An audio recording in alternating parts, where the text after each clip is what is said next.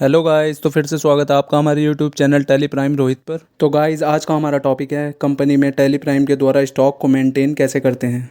तो guys, assignment के द्वारा पूरी डिटेल्स के साथ आज आपको मैं बताऊंगा कि कंपनी में टेली प्राइम के द्वारा स्टॉक को मेंटेन कैसे करेंगे। तो गाइस, जो हमारे चैनल पर न्यू हैं, हमारे चैनल को सब्सक्राइब जरूर कर दें और बेल आइकन जरूर दबाएं, जिससे हमारी वीडियो के माध्यम से टेली के सभी ऑप्शन की जानकारी पूरी डिटेल्स के साथ आपको मिल सके। स्टॉक को मेंटेन करने का सबसे आसान तरीका सीखने के लिए हमारी वीडियो को अंत तक ज़रूर देखें। तो गाइस, सबसे पहले आप टेली प्राइम को ओपन कर लेंगे। ओपन करने के बाद आप एक कंपनी क्रिएट करेंगे। जैसे मैंने यहाँ पर आपको दिख रहा होगा कि पहले से ही एक कंपनी क्रिएट की हुई है टेली प्राइम रोहित के नाम से। यदि आपको गाइस कंपनी क्रिएट करना सीखना है तो आप हमारे चैनल पर जाकर हमारी पहली वीडियो को देख सकते हैं। तो गाइस, कंपनी क्रिएट करने के बाद आप गेटवे ऑफ टेली में क्रिएट के ऑप्शन पर क्लिक करेंगे।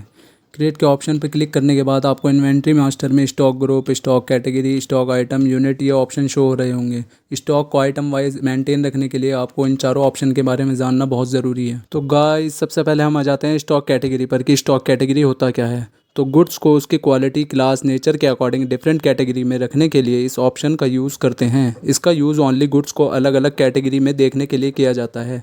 सिंपल भाषा में हम कह सकते हैं कि सामान को उसके गुण, वर्ग, प्रकृति के अनुसार विभिन्न वर्गों में बांटने के लिए स्टॉक कैटेगरी का प्रयोग किया जाता है। इसका प्रयोग सिर्फ सामान को अलग अलग वर्ग में देखने के लिए किया जाता है। जैसे सपोज़ करो कि कोई कंपनी है जहाँ पर जूते बनते हैं, सैंडल बनते हैं, कपड़े भी बनते हैं। तो जूते सैंडल एक ही वर्ग की आइटम है और कपड़े आपके अलग अलग वर्ग की आइटम है।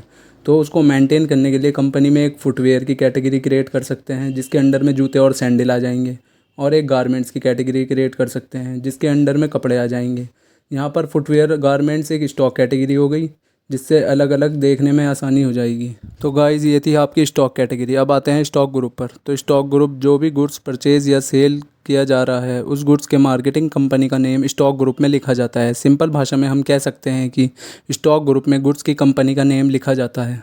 गाइस, जैसे हम यहाँ पर कोई स्टॉक खरीद रहे हैं, जैसे लाइफ बॉय का साबुन, डिटॉल का साबुन, लक्स का साबुन। तो गाइस, यहाँ पर लाइफ बॉय एक स्टॉक ग्रुप हो गया, डिटॉल एक स्टॉक ग्रुप हो गया और लक्स एक अलग स्टॉक ग्रुप हो गया। तो गाइस, सिंपल भाषा में हम कह सकते हैं कि स्टॉक के ब्रांड के नेम को हम स्टॉक ग्रुप कह सकते हैं। तो गाइस, ये था आपका स्टॉक ग्रुप। अब आते हैं यूनिट पर। तो यूनिट क्या होता है? जिस गुड्स को परचेज या सेल किया जा रहा है उसकी यूनिट ऑफ क्वांटिटी को यूनिट कहते हैं। एग्जाम्पल जैसे किलोग्राम, लीटर, मीटर आदि।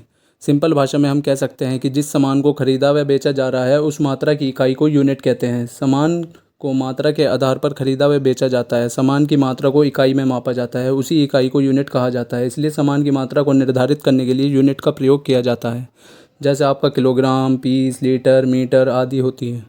तो गाइस, स्टॉक को मेंटेन करने के लिए इन्वेंट्री मास्टर की सूची में सबसे पहले यूनिट, फिर स्टॉक ग्रुप, फिर स्टॉक कैटेगरी, फिर स्टॉक आइटम बनाते हैं। यूनिट या स्टॉक ग्रुप में से पहले कुछ भी बना सकते हो, लेकिन स्टॉक आइटम को सबसे लास्ट में ही बनाना पड़ेगा। तो गाइस, अब आते हैं स्टॉक आइटम पर। जिस गुड्स को हम परचेज, सेल या हम बनाते हैं उसका नेम स्टॉक आइटम में लिखा जाता है। स्टॉक आइटम में गुड्स का नेम, मॉडल नंबर और उसकी डिटेल्स को लिखा जाता है जिसको परचेज या सेल किया जा रहा है।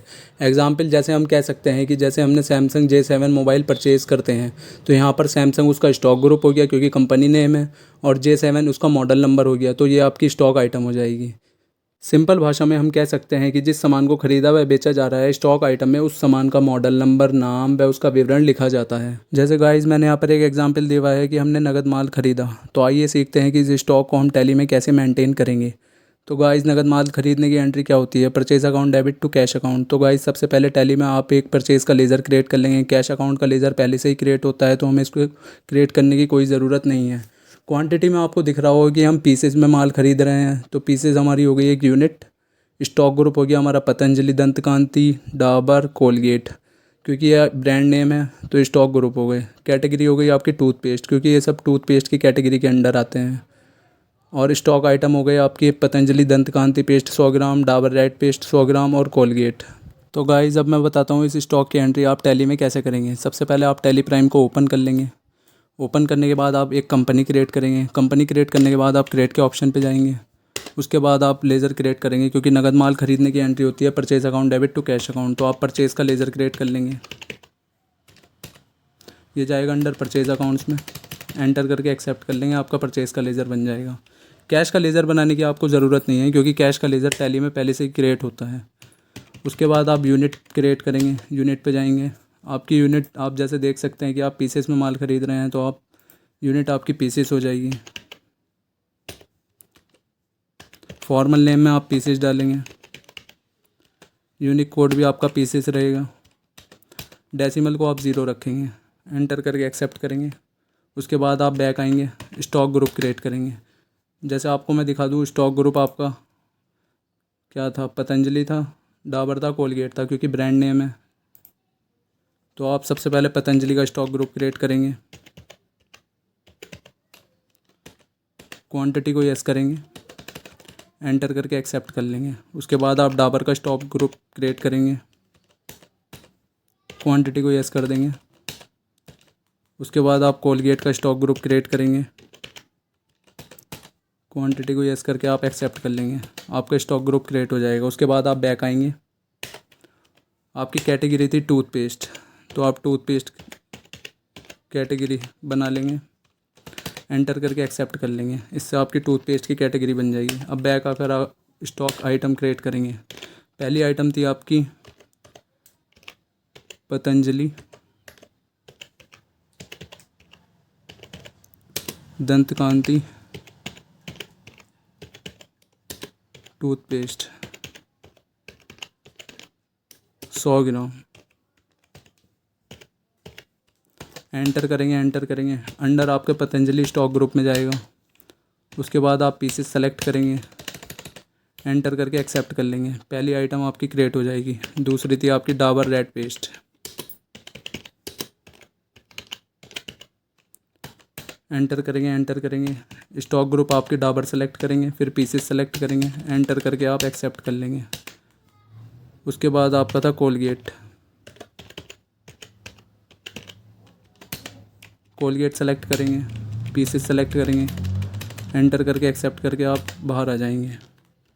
आप माल ख़रीद रहे हैं तो आप वाउचर्स में जाएंगे, F9 प्रेस करेंगे, आपका वाउचर्स परचेस का खुल जाएगा। एंटर करेंगे, कैश सेलेक्ट करेंगे क्योंकि आपने नगद माल ख़रीदा है। यहाँ पर परचेज सेलेक्ट करेंगे। उसके बाद आप स्पेस बार दबाकर पतंजलि डाबर टूथपेस्ट 100 ग्राम, आपने कितने पीस ख़रीदे थे वो देख लेंगे। जैसे हमने यहाँ पर 20 पीस ख़रीदे थे 40 रुपये के हिसाब से, 20 पीस सेलेक्ट करेंगे 40 रुपये के हिसाब से। दूसरी आइटम थी आपकी डाबर की, डाबर रेड पेस्ट ख़रीदे थे आपने 10 पीस 30 रुपये के हिसाब से, तो डाबर के 10 पीस 30 रुपये के हिसाब से। उसके बाद आपने कोलगेट ख़रीदा था 20 पीस 25 रुपये के हिसाब से, तो कोलगेट आपके आ जाएगा यहाँ पर 20 पीस 25 रुपये के हिसाब से। एंटर करेंगे, एक्सेप्ट कर लेंगे आप, तो आपका स्टॉक परचेज़ हो जाएगा। चेक करने के लिए आप बैक आएंगे। उसके बाद आप स्टॉक समरी पर जाएंगे, ऑल्ट F1 दबाकर आप डिटेल वाइज चेक कर सकते हैं। यह आपका स्टॉक मेंटेन हो गया टैली में।